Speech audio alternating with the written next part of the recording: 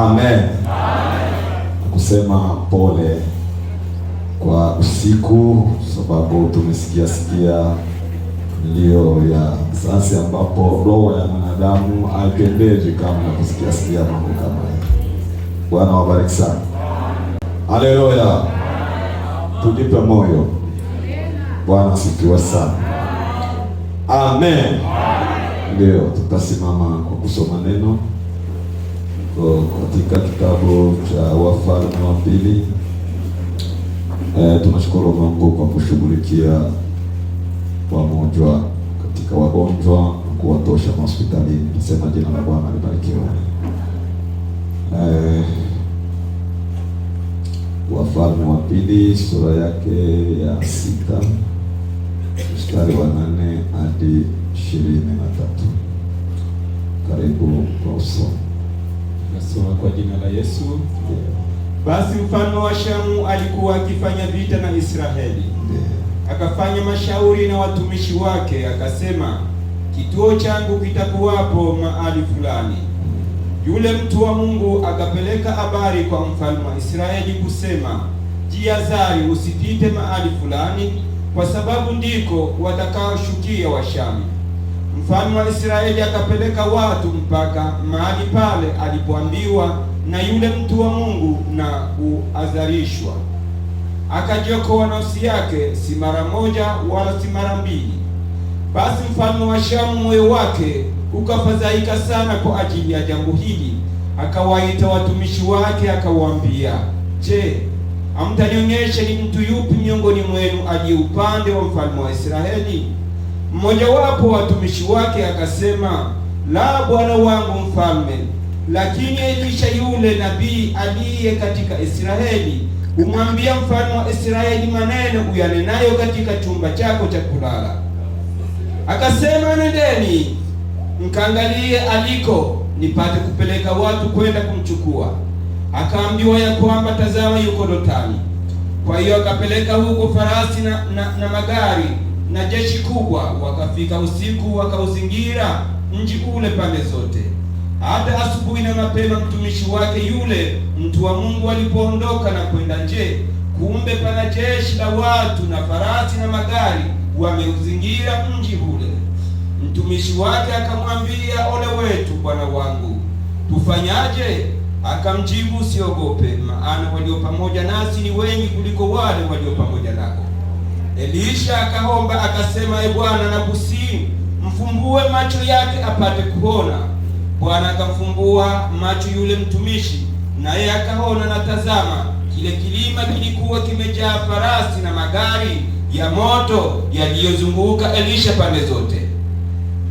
Na walipoteremkia Elisha, akamwomba Bwana akasema, wapige na kusi watu hao kwa upofu.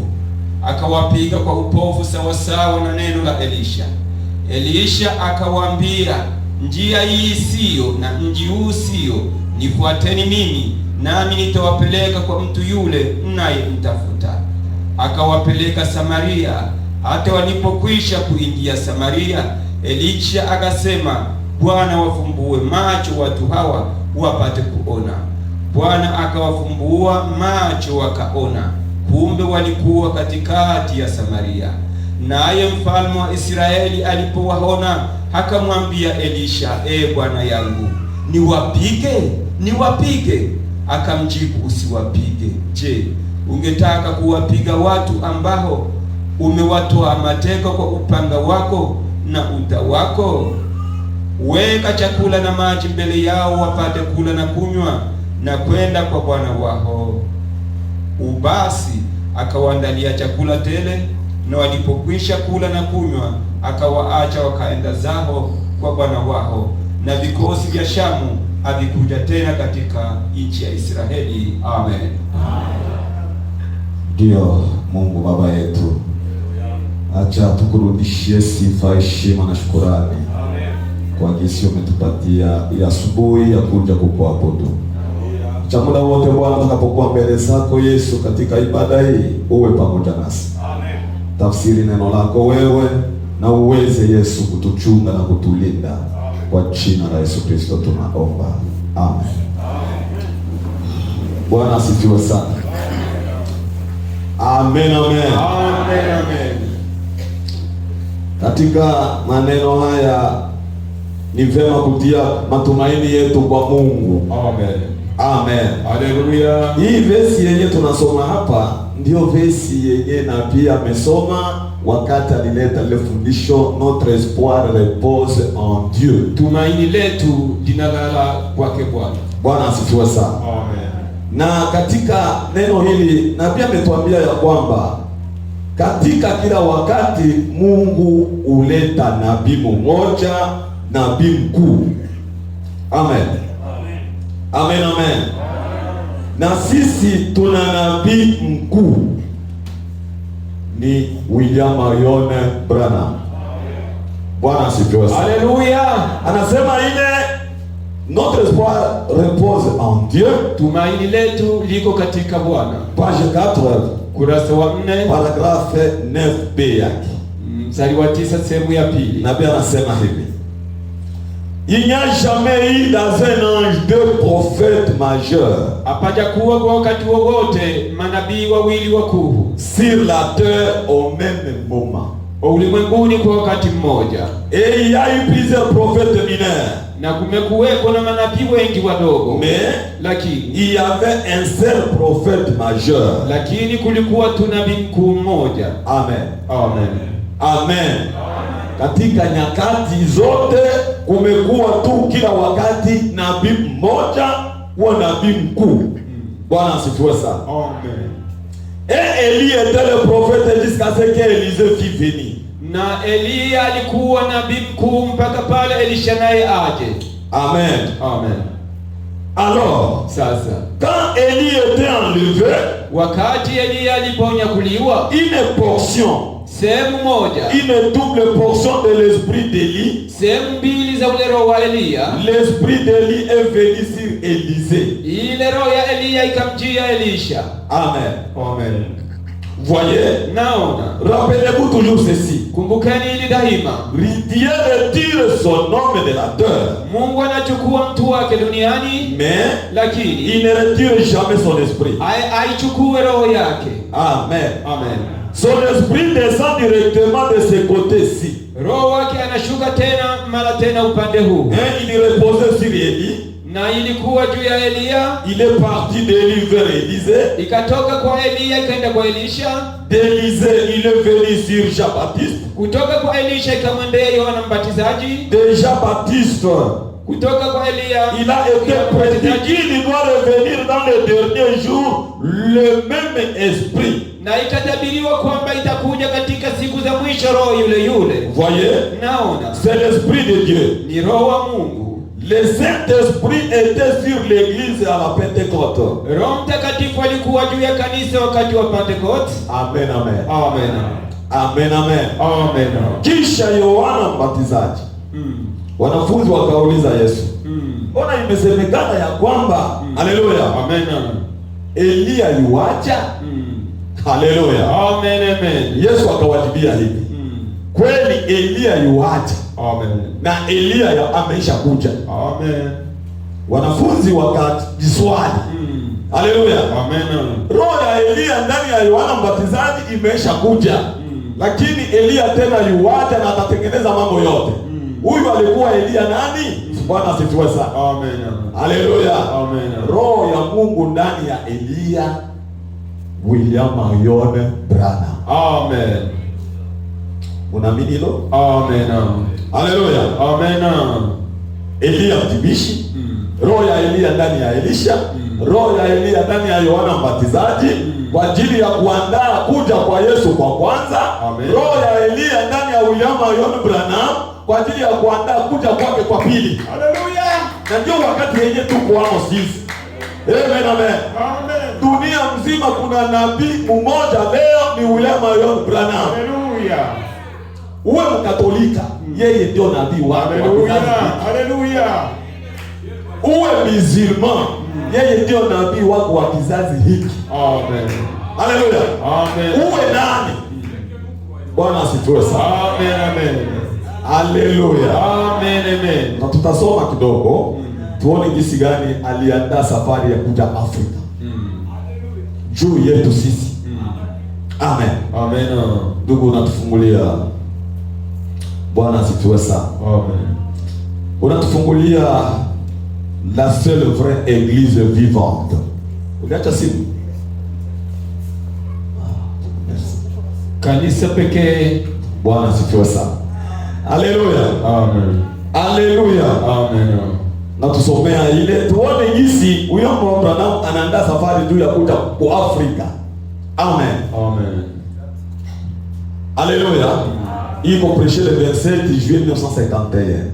Tarehe 27 mwezi wa Juni 51. Bwana asifiwe sana. Haleluya. Amen. Na tutasikia kile alichoona ndani ya watu wa Kongo.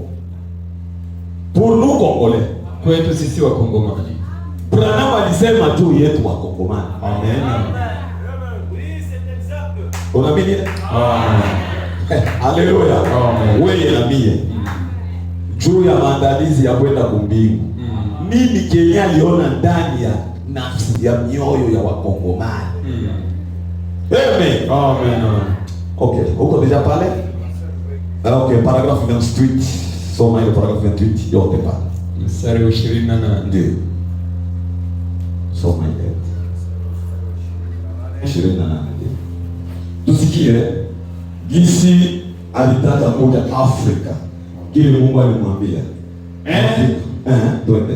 Et ainsi, Na hivyo tout mortel est limité devant la puissance de Dieu. kila mtu mwenye mwili ana mwisho wake mbele ya nguvu za Mungu. En effet, aucune chair, Kwa hiyo hakuna hata mwili wowote, même le Fils de Dieu, ne se glorifie devant le Père.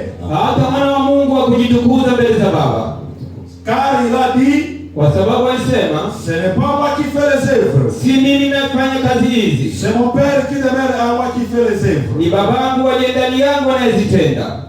Il montre au Fils ce que lui-même fait. Anaonyesha mwanaye kile ambacho yeye mwenyewe anachokifanya, Et le Fils le fait pareillement. na mwana naye anatenda vile vile. Le même évangile par le même Dieu est ici ce soir. Injili ile ile na Mungu yule yule iko hapa jioni ya leo. Bientôt dans quelques jours, Hapa karibuni siku chache nous devons nous rendre en Afrique. itabidi tufike Afrika. Ndio. D'un côté, Upande fulani, je déteste en quelque sorte partir. mara nataka kuchukia kwenda huko. Je déteste dire au revoir à mon épouse, Nasikia vibaya kumwambia mke wangu baki salama, à mes enfants et à tout. kuambia wanangu na wote. L'autre matin dans un restaurant, Wakati mwingine kwenye mgawa, une dame m'a dit, mwanamke fulani aliniambia, allez-vous laisser votre petite épouse et ses enfants pour aller en Afrique? je, utaacha mkeo na watoto wako na ukaende huko Afrika? Je dis, Nilisema, oui madame. ndiyo mwanamke. Elle a dit, pourquoi allez-vous en Afrique? Akamuuliza, kwa nini uende Afrika? Je dis, Nilisema, c'est pour apporter l'évangile de Jésus-Christ. ni kupeleka injili ya Yesu Kristo. Bwana asifiwe sana. Amen. Wanauliza utoka Amerika uende Afrika kufanya hapo nini? Amen. Uache bibi yako, uache watoto, uende kufanya hapo nini? Bwana asifiwe sana. Amen. Eti mimi, haleluya, Amen. nitaenda Afrika kwa ajili ya kubeba injili ya Yesu Kristo. Amen. C'est ce que nous sommes en train de prêcher. Ndicho tunachohubiri. Amen. Amen. Amen. Et j'ai dit, Nilisema, il a dit, alisema quiconque n'abandonnera pas sa femme et ses enfants, kwamba mtu yeyote asiyeacha mkewe na watoto wake et tout, na vinginevyo pour s'attacher à moi, ili aweze kuambatana nami, n'est pas digne d'être appelé mon disciple. huyu wastahili kuitwa mtumishi wangu. Amen. Et j'ai dit, Na nilisema, c'est une si petite chose pour moi d'abandonner ma charmante petite épouse, kwangu ni jambo ndogo tu kuacha mke wangu mrembo mes enfants, na kuacha watoto wangu na vinginevyo, pour me rendre dans les champs missionnaires à l'étranger. ili niende katika shamba la injili huko nje. Alors que lui est descendu de la gloire et est mort pour moi. Na yeye alitoka utukufuni, alikuja kufa kwa ajili yangu. Elle est allée chercher mon petit déjeuner. Amen. Akaenda kumtafutia chakula changu cha asubuhi. Puis elle est revenue quelques instants après. Na akaja kwa muda mfupi. Elle a dit, Akasema, monsieur, Bwana, très peu de gens pensent comme cela aujourd'hui. watu wachache wanawaza uwazavyo siku ya leo. Amen. Ce monde est affamé. C'est bon. Ulimwengu wa leo una njaa.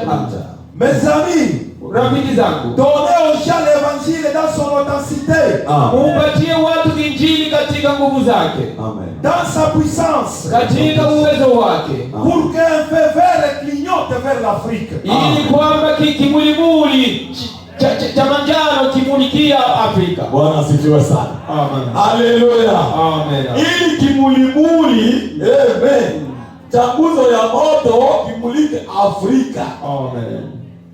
Na anasema hivi, nabii wa kizazi. Amen. Anasema juu ya wanani? Juu ya Waafrika. Uko Afrika? Amen.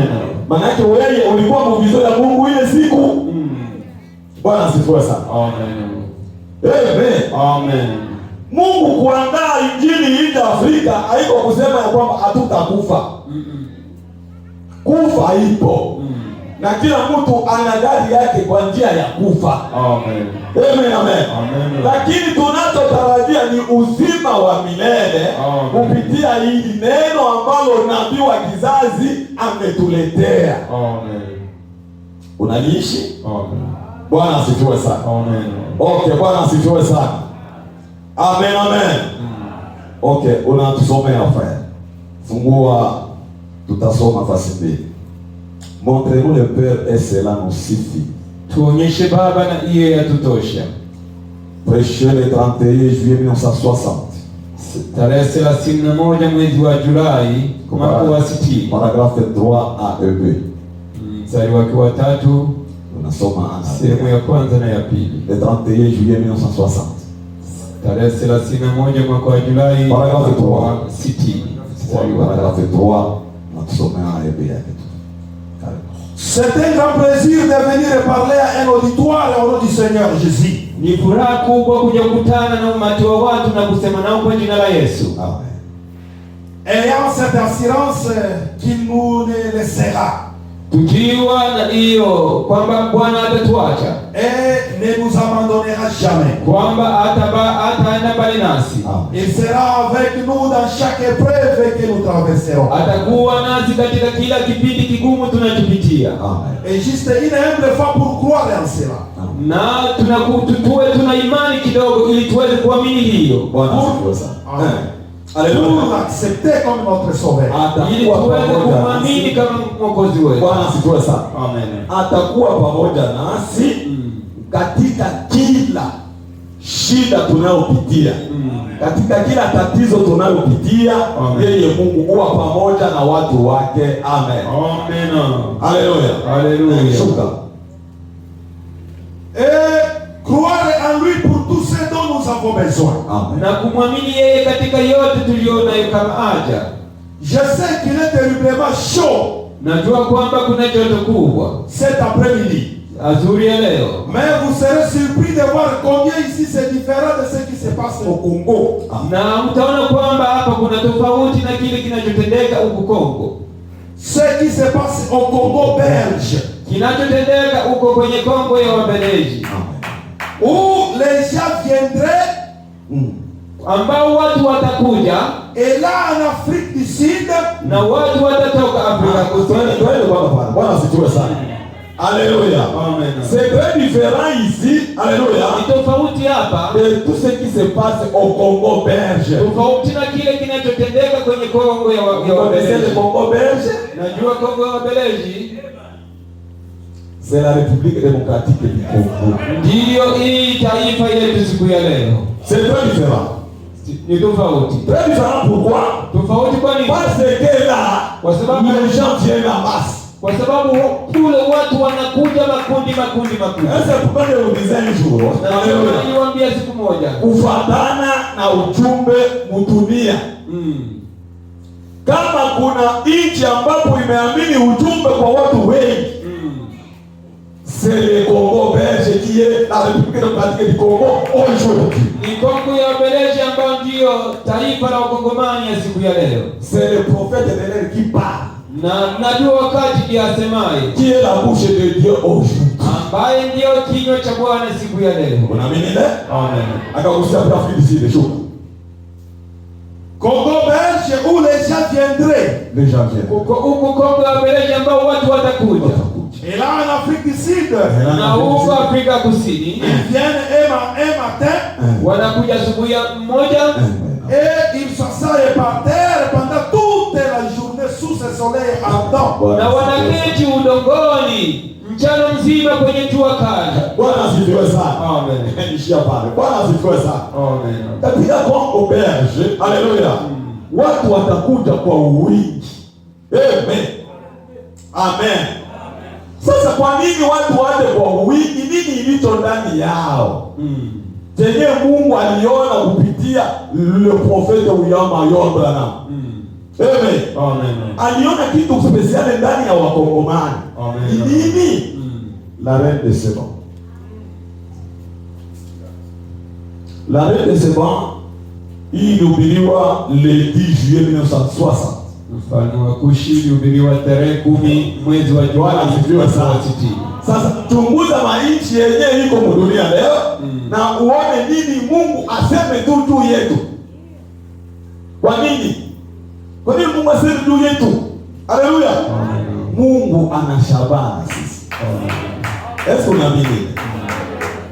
La reine de Seba du 10 juillet 1960. Malkia wa Kushi ya tarehe 10 mwezi wa Julai mwaka wa 22. Mkongomani, Mwafrika, ndio ya kwamba Mungu anatupenda. Amen. Na Mungu anatujua. Amen. Amen. Amen. Amen. Amen. Amen. Tumupende na sisi. Amen. Alléluia. Amen. Okay, umeshapata pale? Ndio. Anza tu kuana ajustation. Or, les Américains ont été enseignés de diverses manières. Bali wa Marekani walifundishwa kwa namna tofauti. C'est ce qui rend la chose difficile. Hiyo inawafanya wawe na ugumu. Wa Amerika, haleluya, wamefunzwa mambo mengi na hiyo imewafanya kuamini neno la wakati limekuwa vigumu. Amen. C'est ce qui rend la chose difficile. Hilo ndio inaloleta utata. Amen. Allez en Afrique. Ukienda huko Afrika, au Congo belge, Kongo ya Ubeleji, ou au Tanganyika, au Tanzania, ou n'importe où, mahali popote. Amen. N'importe où vous voulez aller. Mahali popote uendapo kwenda. Dans l'un de ces pays qui n'ont pas été endoctrinés de diverses choses. Mojawapo ya hizi taifa ambazo hazikufundishwa mambo mengi. Amen. Amen. Amen. Amen. Katika nchi hizo ambapo watu hawakufunza vitu vingi vya kuwatrouble na kuwatenganisha na Mungu. Amen. Amen. Shuka. L'un de nos ministres se lève et dit, mmoja wa huduma wetu amesimama na kusema, je ne sais pas ça, peut-être c'est de la télépathie.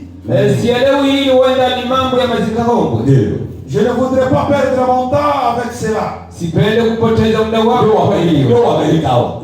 Wanapoona mambo yenyewe Mungu anafanya miujiza kupitia Ibrahim, anasema sema de la telepasi. Mazikaombo hiyo. Mazikaombo hiyo. Na anasimama yake na anaenda. Les autres se lèvent. Wengine wanainuka. Oh, c'est vraiment du diable. Hayo mambo ni ya shetani. Personne ne devrait perdre son temps avec cela. Hakuna mtu anaweza poteza muda wake katika hiyo mambo. Un autre se lève. Mwingine anasimama. Non. Hapana. Je crois que cela vient du Seigneur. Najua hiyo inatokana na Bwana. Comment les gens sauront quoi faire? Namna gani watu wataelewa jambo la kufanya? Ils ne savent comment recevoir cela. Hawajue namna ya kuipokea. C'est surnaturel. Hiyo ni kitu ya mbinguni. C'est glorieux. Hiyo ni kitu tukufu. Et ils ne savent comment recevoir cela. Na hawajue namna ya kuipokea. Mais lakini vous allez là, ukienda huko, ils n'ont aucun de ces documents. hawana hata mojawapo ya hivi vitabu. Ils portent sous les bras une idole aspergée de sang.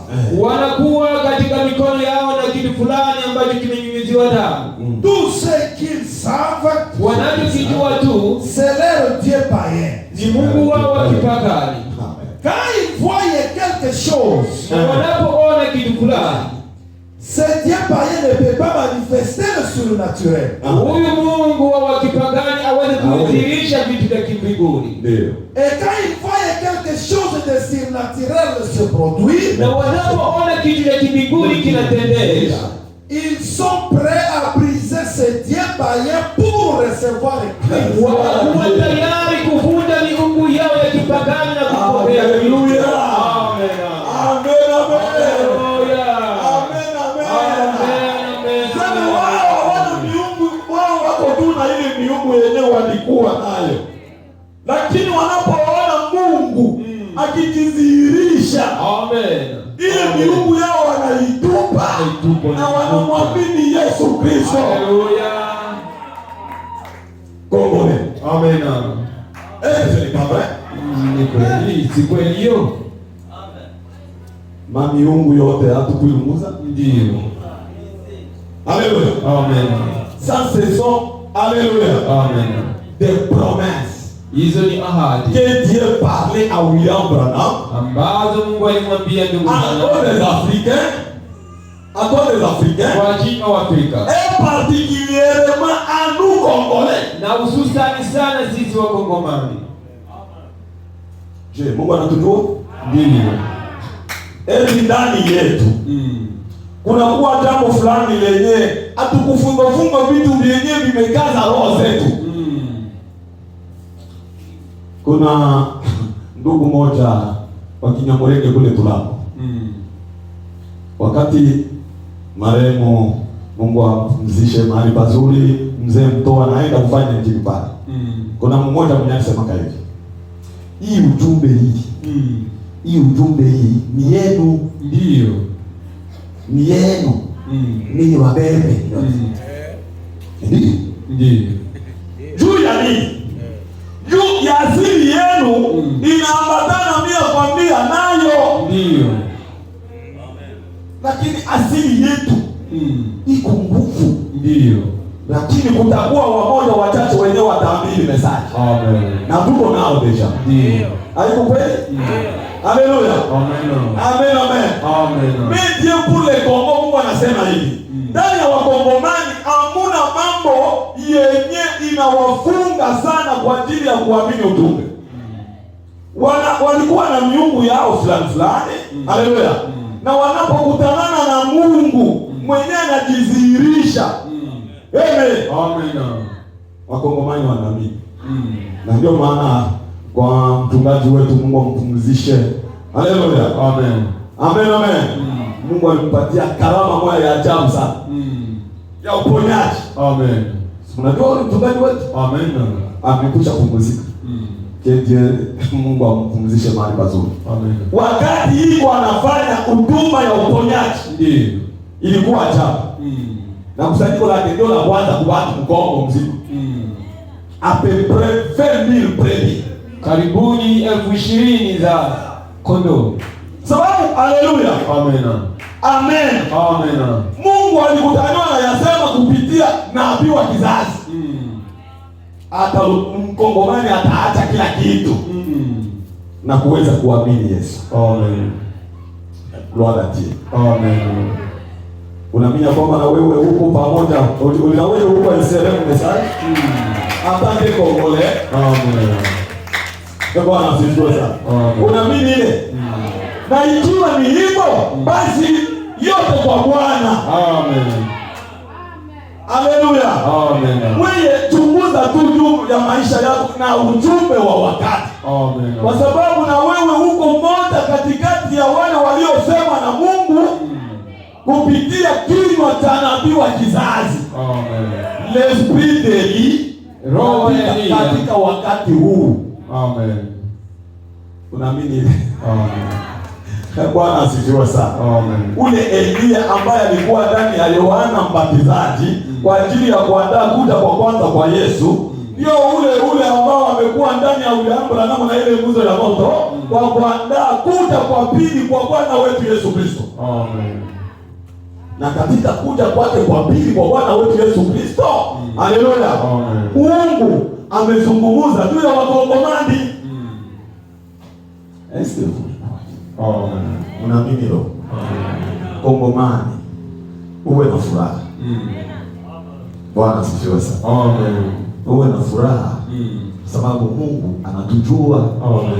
Wewe ishi tu neno na wakati wako. Tubu dhambi zako na Mungu wa mbinguni ataendelea kukubariki. Amen. Amen. Le prophète de Dieu nous dit. Nabii wa Mungu anatuambia. Amen, amen. Amen. Amen, amen. Amen. La robe d'occasion. Ile kanzu kuku. Bwana asifiwe sana. Amen.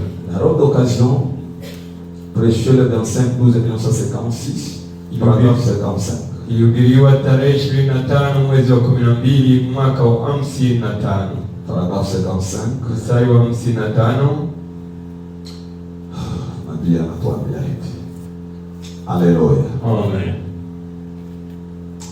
Lorsque j'ai entendu le pasteur dire ce matin, Wakati nilipomsikia asubuhi ya leo mchungaji akisema que beaucoup commencent à se décourager, kwamba wengi wanaanza kufa mioyo, ce dont nous avons besoin, frère, tunachokihitaji ndugu c'est de prendre courage. ni kukamata ujasiri. Na tunasikia ile maneno pale. Beaucoup de gens, Wengi wa watu, alléluia, alléluia, amen, sont un peu découragés. wanapoteza ujasiri. Bwana asifiwe sana. Amen. Mais le prophète de Dieu nous dit ceci. Lakini nabii wa Mungu anatuambia hivi, Ce dont nous avons besoin, frère, tunachokihitaji ndugu c'est de prendre courage. ni kukamata ujasiri. Ce dont nous avons besoin, Tunachokihitaji c'est d'être encouragé. ni kuwa na ujasiri. Et c'est vrai. Je, ni kweli Les épreuves peuvent venir. majaribu yanaweza yakafike.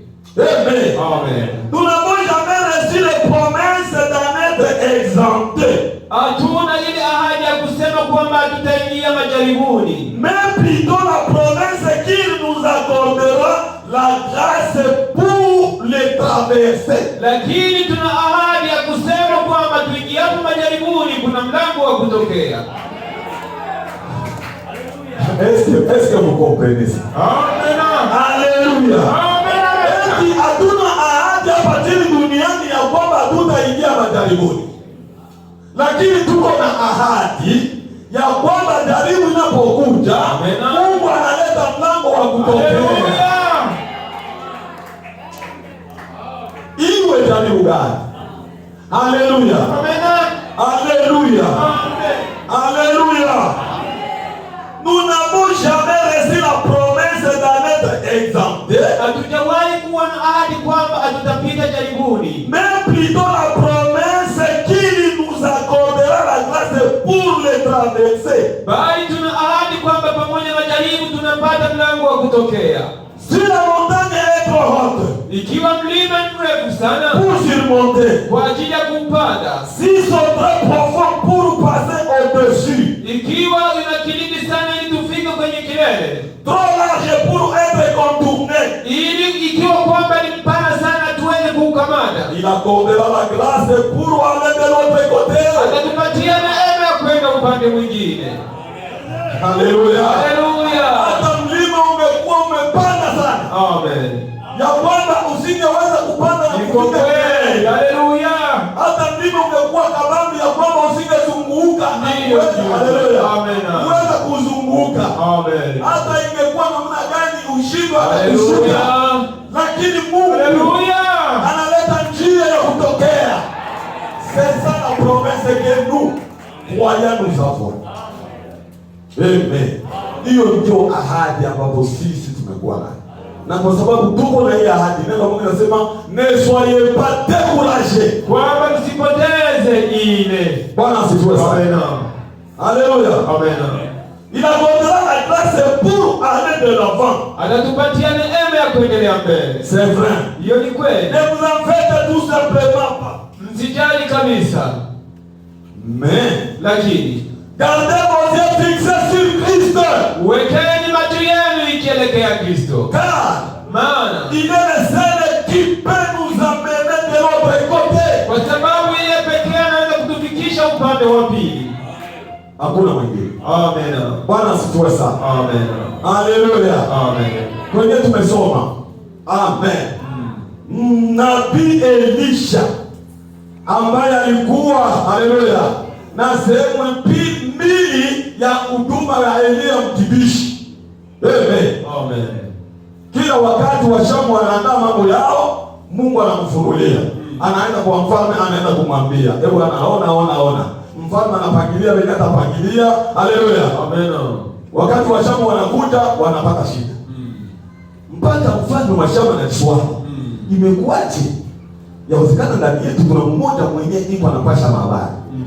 Mmoja katikati yao akasema hapana. Kuko nabii kule ambaye anaona mambo yote unayowazia kitandani chumbani mwako. Amen.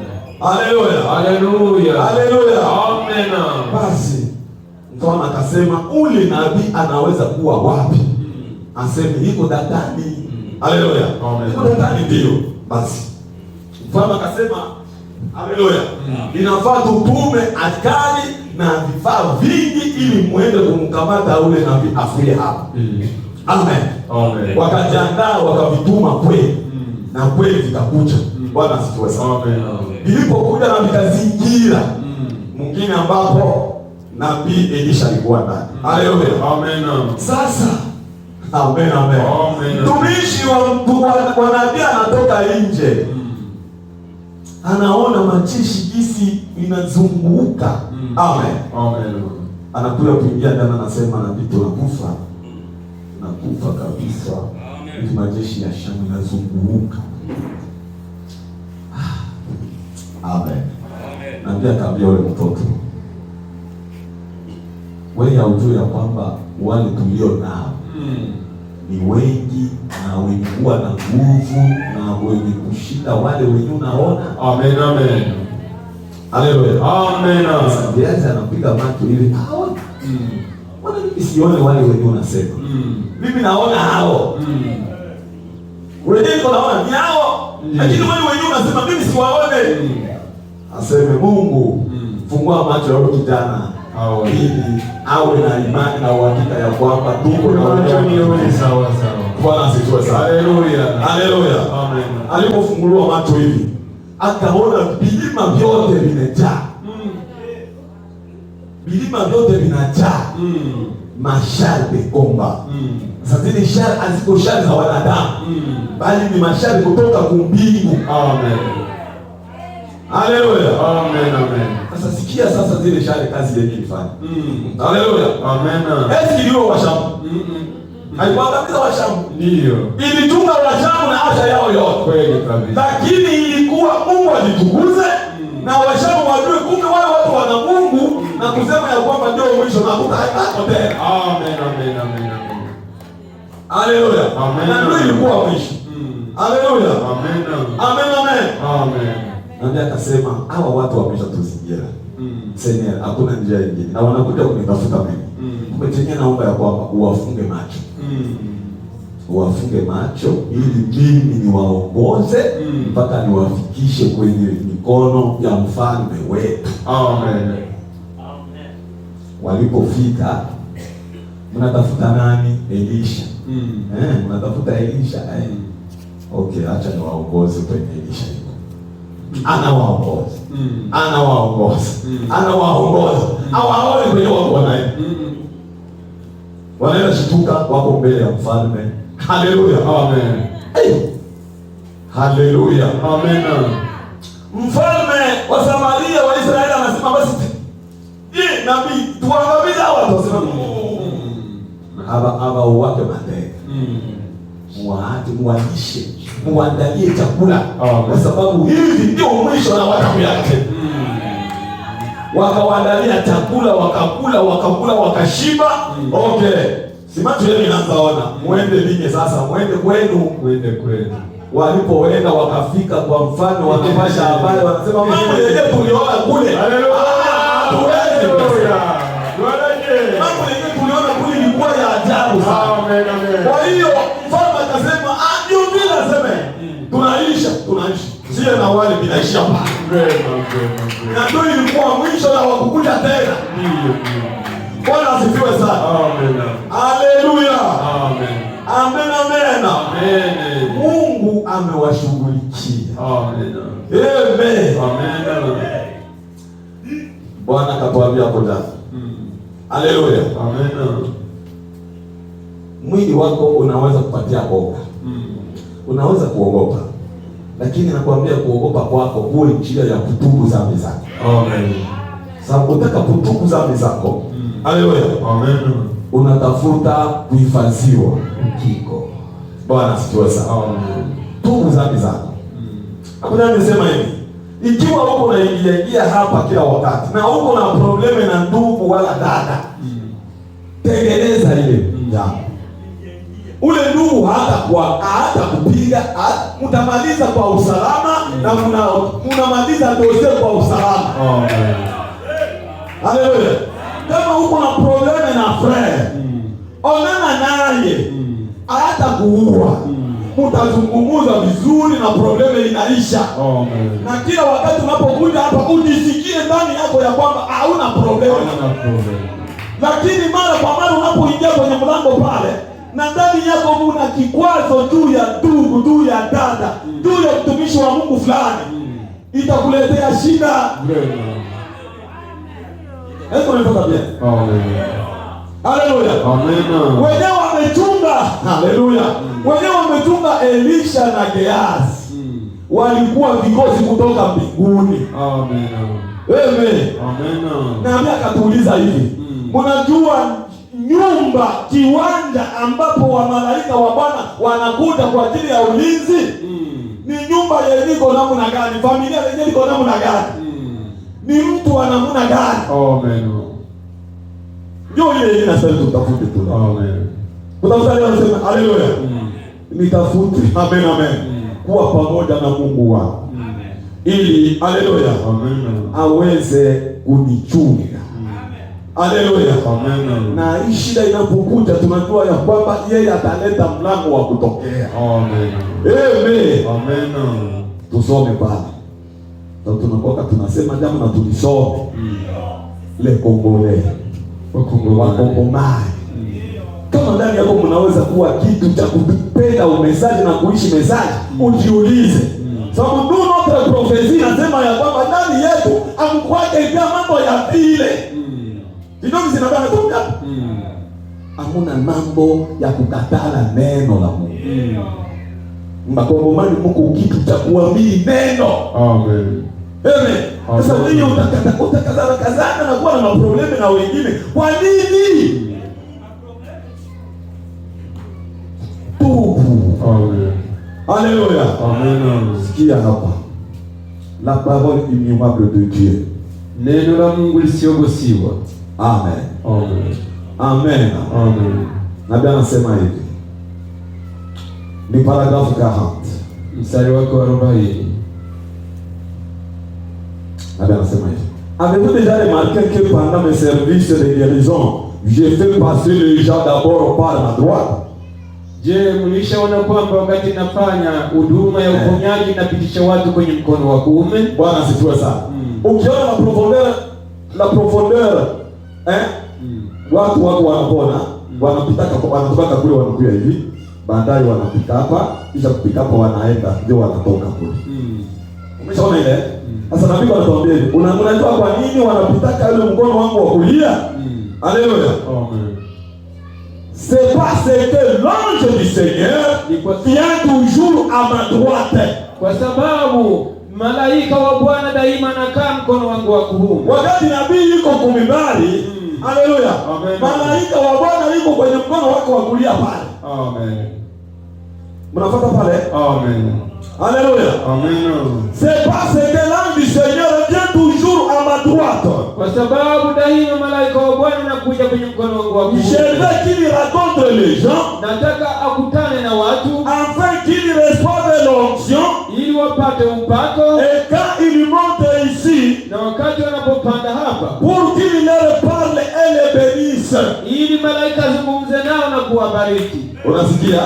Wanapita mkono wangu wa kulia kwa sababu gani? Haleluya. Amen. Kwa sababu Mungu, haleluya, asemezane na wao na wabariki. Amen. Ikiwa ni magonjwa wanapona, ikiwa ni shida zinapata jibu, baadaye wanaenda. Amen. Ndio nataka Bwana asifiwe sana. Amen. L'ange du Seigneur se tenait debout à la droite de l'autel.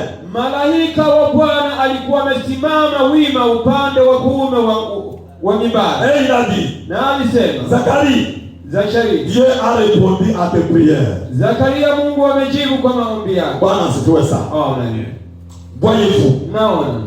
Sikia sasa. Voyez-vous? Naona. Vers quel genre de foyer vient un ange? Kwa nyumba gani malaika anaweza tembelea? Unasikia? Amen, amen. Amen. Kwa nyumba ya namna gani? Kwa familia ya namna gani? Malaika za Bwana wanakuja. Malaika wa Bwana anakuja. Bwana asifiwe sana. Amen. Haleluya. Amen. Haleluya. Amen. Un ange, Malaika c'est au majuscule. ni kwa herufi kubwa. Amen. Amen. Un foyer Nyumba qui observe les commandements de Dieu. ambaye inayeheshimu sheria ya Mungu. Mungu mnasikia? Nyumba jamaa ambao linatii amri za Mungu. Amen, amen. Amen. Unaamini ile? Amen. Unaamini ile? Amen. Jambo la kwanza ni unatii amri za Mungu ili uwe na haki madhubuti ya kutumwa na malaika wa Bwana. Ça c'est la première condition. Alléluia. Amen. Un foyer, Nyumba de gens ya watu qui marchent correctement devant Dieu. ambao wanatembea vizuri mbele za Mungu. Unafuata pale? Amen. Kutii amri za Mungu, kutembea sawa sawa na neno la Mungu. Haleluya. Amen. Amen, amen. Amen. Haleluya. Amen. Si vous voulez avoir l'honneur d'être visité Ikiwa mnataka kuwa na heshima ya kutembelewa par un ange dans votre foyer, kutembelewa na malaika nyumbani kwenu, ayez un foyer prêt pour recevoir muwe sa na visite. muwe na nyumba ambayo iko tayari kupokea huyu mgeni. Préparé Muandae et emprunté sous le sang de l'agneau. na muwe mmebaki mko chini ya damu ya C'est mwanakondoo. de telle maison que les anges du Seigneur viennent. Ni katika nyumba hizo malaika wa Bwana wanakuja. Unasikia? Haleluya. Amen. Ni katika nyumba kama hizo malaika wa Bwana wanakuja. Amen. Ni katika nyumba kama hizi malaika wa Bwana wanazunguka. Amen. Ni katika nyumba kama hizi, familia kama hizo zenyewe zinatembea katika nyayo hizo, ndio malaika wa Bwana wanawachunga. Amen. Amen. Hallelujah. Amen, amen. Amen. Unasikia sasa? Hii haiko wakati ya maproblemu nyumbani. Hii ni wakati tu ya kutengeneza maisha. Maisha yote ya Mkristo ni kutubu. Amen. Kutengeneza dhambi. Haleluya. Amen. Kuziondoa. Hizi sio wakati ya magomvi. Hiyo sio wakati wa kuchungiana maneno kuroho. Hiyo sio wakati ya kuwa na matatizo na wenziwe. Hiyo ni wakati ya nini ujisikie una amani na watu wote. Amen. Unasikia roho yako iko kalme. Haleluya. Amen. Haleluya. Amen. Kombora ikilia roho inashituka. Sababu itashituka. Katika hili itashituka tu. Haleluya. Amen. Lakini inaposhituka unajiuliza Mungu niko namna gani na wewe? Bwana asifiwe sana. Amen. Unajichunguza unasema sina problem. Mungu nisamehe ikiwa kuna jambo fulani lenyewe aliko sawa. Bwana asifiwe sana. Amen. Amen, amen. Amen. Amen, amen. Amen. Inastahili kutubu sana. Mungu, Bwana asifiwe sana. Amen. Nabii anatuambia hapa na labda tutaishia hapa. Amen. Amen. Il prend soin de vous. Anatunza na wewe je? Amen, amen. Amen, amen. Amen. Page 29. ukurasa wa 29, paragraphe 127 à 130. mstari wa 137 hadi 127 hadi 130. Ndio, nabii anasema hivi. Eh bien, Vema. Dieu a-t-il pris soin de ceux qui se sont répandus? Mungu je, aliweza kushughulikia wale ambao waliotengeneza? Alléluia. Amen. Dieu a-t-il pris soin? Il n'y a pas une question. Dieu a-t-il pris soin? Alléluia. Mungu alishughulikia De ceux qui se sont répandus. alishughulikia wale waliotengeneza. A-t-il frayé une voie pour eux? Aliweza kufungua njia kwa ajili yao. Bwana asifiwe sana. Amen. Du temps de Noé, Wakati wa Noa il avait pris soin. aliwashughulikia, Il a envoyé le prophète alituma nabii et il a frayé la voie. na akatengeneza njia. Il allait à montrer et il a frayé pour eux une voie pour échapper. Aliweza kuwaonyesha na akafanya njia kwao kwa ajili ya kuokoa, Et ils ont échappé au jugement. na wakaokoka kwa ile hukumu. Il avait aussi pris soin d'eux. Aliweza kuwashughulikia. Nous voyons Tunaona qu'il les a amenés à un point dans les derniers jours, kwamba aliwaleta kwenye kiwango fulani kwenye siku za mwisho, avant que le grand jugement ne frappe. kabla ya ile hukumu kubwa kupiga Il dunia. a tellement pris soin d'eux Yeye aliweza kuwashughulikia, qu'il a préparé une voie alitengeneza njia fulani afin qu'ils puissent entrer et être libres dans tout jugement à venir. ili waweze kuingia na wawe huru kutokana na hukumu inayokuja. Bwana asifiwe sana. Amen. Amen, amen. Amen. Alléluia. Amen. Bon, Vema. il a fait cela Alilifanya hilo au Série. kwa watakatifu. Eh bien, Vema. nous le savons. Tunalijua Il hilo. a fait cela au Série. Alifanya hilo kwa wale wateule. Uniquement au Série. Ni kwa wateule pekee. Bwana asifiwe sana. Amen. Donc, Hivyo basi c'était eux qui avaient accepté ce genre de la vie. ni wao ndio waliweza kuamini aina hiyo ya maisha. C'était eux qui étaient prédestinés à voir cela. Ni wao walioandaliwa kuona hiyo. C'était eux. Ni wao. Nous tous, Sisi sote si nous croyons la Bible, ikiwa tunaamini Biblia, ils nous font croire. inabidi tuamini pia C'est vrai. ni kweli. Dieu ne veut qu'aucun périsse. Mungu hataki mtu yoyote apotee, Mais il savait qui accepterait cela lakini alijua wanani et qui watakaoliamini ne l'accepterait na pas. wanani ambao hawatakaoamini. Bwana asifiwe sana. Amen. Alléluia. Amen. Il avait aussi pris soin de son peuple élu du temps de la destruction de l'Égypte. Aliweza pia kuwashughulikia watu wake wakati wa kuharibika kwa nchi ya Misri. Il était là Alikuwepo en Égypte huko Misri, et ils étaient devenus des esclaves na wao walikuwa watumwa huko du temps de Moïse. wakati wa Musa. Il avait pris soin du peuple. Aliweza kushughulikia ile Il taifa. a envoyé quoi? Alituma nini? Un prophète. Aliwatumia nabii. Encore, et c'est vrai. Je, ni kweli hiyo? Et il a séparé son peuple du monde des incroyants. Na akaweza kutenganisha watu wake na ulimwengu wa watu Du wasioamini jugement à venir. kwa sababu ya hukumu Il ijayo. a séparé son peuple du monde des croyants. Aliweza tenga watu wake na watu wasioamini. Amen, amen. Amen. Amen, amen. Amen. Amen, amen. Amen. Du jugement à venir. Kwa hukumu ijayo. Et c'est vrai. Je, ni kweli? Il a-t-il fait? Alilifanya? Il avait pris soin. Aliwashughulikia. Quand les péchés de l'Égypte étaient à leur comble, au point que Dieu a dit envoyer le jugement, Wakati dhambi za Wamisri ziliweza kujaa na mpaka Mungu akaleta hukumu, quand il en avait déjà parlé, kwa sababu tayari amelisema Abraham, kwa Abraham je traiterai avec cette nation-là, kwamba au lieu de déverser sa colère sur eux tous, kuliko kumwagia hasira yake kwa wote, il a pris soin d'eux. aliweza kushughulikia walio wake, Il a envoyé son consolateur akawatumia mfariji wake et leur a envoyé sa parole, na akawatumia neno lake, et il envoie toujours sa parole par son prophète. na daima neno lake nalituma kupitia nabii wake, Comme il a fait du temps de Noé, kama alivyofanya wakati wa Noa. il a fait de mêmes choses du temps de Noé, Alifanya hilo hilo wakati wa Noa, du temps d'Élie, wakati wa Elia, du temps de Lot, wakati wa Lutu, du temps de Moïse, wakati wa Musa, et aujourd'hui. hata leo. Bwana asifiwe sana. Amen. Amen, amen. Amen. Hata leo. Tuko na nabii. Amen. Bwana asifiwe sana. Amen. Tubu dhambi zako. Tengeneza maisha yako.